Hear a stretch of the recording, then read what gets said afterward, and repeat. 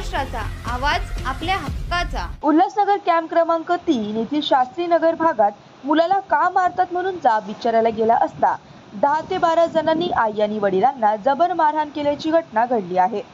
अनिल गोंडे यांचा मुलगा घराबाहेर खेळत असताना त्याला काही जण मारत असल्याचे पाहिल्यावर अनिल गोंडे त्यांची पत्नी मुलाला का मारतात असा जाब विचारायला गेला असता 10 ते 12 जणांनी फावडा लोखंडी रॉडने अनिल गोंडे यांना जबर मारहाण केली। अनिल गंभीर जखमी झाले असून त्यांना उल्हासनगरच्या मध्यवर्ती रुग्णालयात उपचारासाठी दाखल करण्यात आले आहे। तसेच त्यांच्या पत्नीस उपचार करून घरी सोडण्यात आले आहे। मेरा नाम अनिल चंदीराम गोंडे, मैं शास्त्री नगर पंजाबी कॉलोनी बुद्ध विहार के पास रहता हूँ। मुझे मेरे बच्चे को लोग मिलके मार रहे थे, तो मैं गया उसको छुड़ाने के लिए।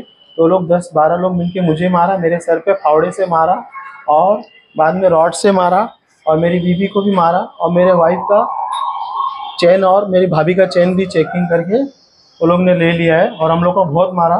मुझे इसकी कार्रवाई करा के साथ मुझे न्याय चाहिए, उन लोग को छोड़ना नहीं सर, प्लीज़। मुझे ये रिक्वेस्ट है आप लोग से, मुझे न्याय चाहिए बस सर।